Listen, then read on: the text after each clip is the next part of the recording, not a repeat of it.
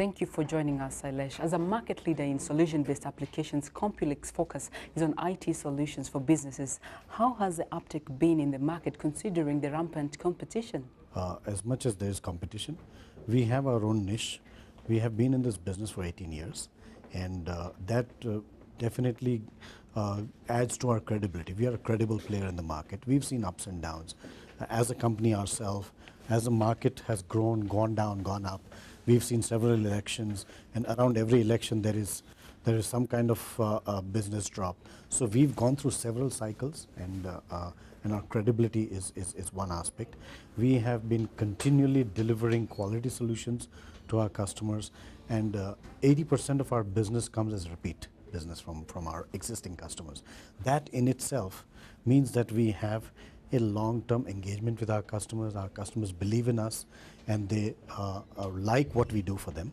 You launched the first smart card loyalty program in Africa for Nakumatt. Another retail stores gradually adopted the same. How defining was this innovation for you and for the retail sector at large? See, when we started this loyalty program on a smart card platform, the challenge we had at that time was connectivity was not so easily available. So the option for us was to have a secure offline platform where I get my points awarded on a card securely, and then when I go from one shop to the other, I go with the points, instead of the shops having to connect to a central server to see what is my points balance. So that way, that technology, we had a technology challenge in terms of connectivity, and we mitigated that challenge with a new technology innovation called smart cards. And it's really worked. And what has happened is, since we started the first program with Nakumatt, a lot of our own other customers, retail customers, took up to that program and said, we'll also go for smart card,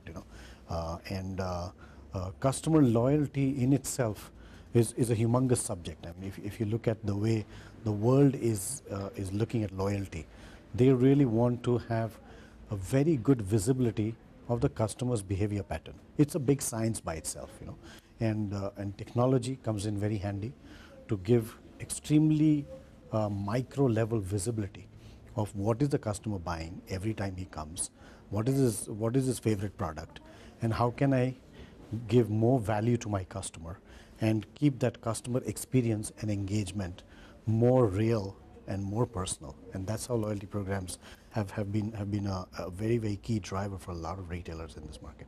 Complex started back in 1994 and has grown to have about 6 offices across the world. In terms of ICT uptake, how does Kenya compare to these other regions? Kenya is becoming a formidable player in the global ICT space. I mean, if you look at the amount of innovations that are coming out of Kenya, I mean, it's become a cliche, but M-Pesa, for example, it's a humongous innovation which has been globally acclaimed, and it came from Kenya, and that actually gave Kenya a spot on the world map as far as ICT is concerned. So that has really opened up, and people are saying, oh Kenya, oh M-Pesa. Now if Kenya can produce M-Pesa, Kenya can produce core retail, Kenya can produce NGO solutions from Compulix. You know what I mean? So that has really made our life easy as we go across borders, and Kenya is very well positioned. We all know that the likes of IBM, for example, has set up global Africa headquarters in Nairobi. Google is very, very present here in Kenya. They've got a good amount of presence. So all these bigger boys coming in, setting up an office here, setting up a formidably large operation in Nairobi gives us a big endorsement by itself, One of the key challenges with ICT and innovation is the issue of system and electronic fraud. As an expert in this field, how do you think this should be best addressed? See, what we are doing as an organization, we recognize this, and we've done our own little innovation within with the applications that we are offering in the market. For example, in the retail market, we are all our products are biometric enabled. So now you don't use passwords. If you want to log into a program, you will put your finger. If you want to authorize a discount or authorize a price reduction, you will go and put your finger. So you take responsibility for having authorized it. So that has really helped us in eliminating retail fraud. When it comes to banking, for example, we have developed a customer identification solution, which again uses biometric technology. That way we are able to ensure that banks do not end up with ghost loan customers. So you see, until now, biometric was perceived as a technology being used by law enforcement agencies and really the government. But in the commercial sector, the uptake of biometric technology was not so good. But with the kind of application that we are developing, our customers are embracing this, and they're seeing a big benefit, a good elimination of fraud, a good amount of elimination is happening. Now, plans for development of Kenya's Technopolis, Concert City, are well underway. Now, on actualization, this will see Kenya edge towards becoming an ICT-based economy. Now, what do you think should be done to sort of fast-track this process? I think one is to, now that the government has some kind of a structure around how they want to get the process started, I think it's a good start. And I believe if you dream big, you can do big, right? So the first step is over. We've dreamt big. The implementation, I think if we say that we are going to go big bang and we are going to do the whole thing on day one, it'll never happen.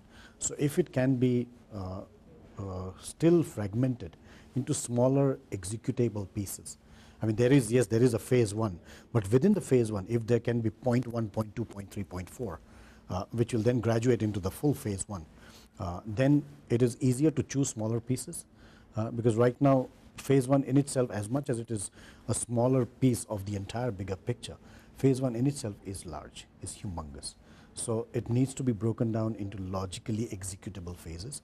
And finally, Sailesh, what's your outlook towards development of Kenya's ICT sector and its contribution to the economy? See, if you look at the Vision 2030, ICT in itself is a pillar by itself. Now, that is a big step for the government to, one, recognize ICT as a humongous player or a big contributor to the company's Vision 20, to the country's Vision 2030 is a big thing.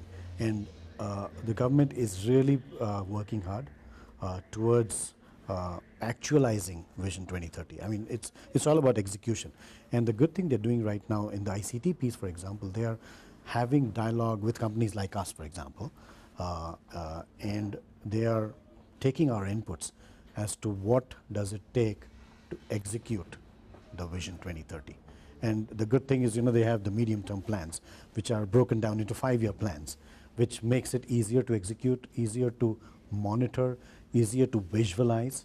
ICT is going to be a big player, and it already is, and it can only become better as we go forward.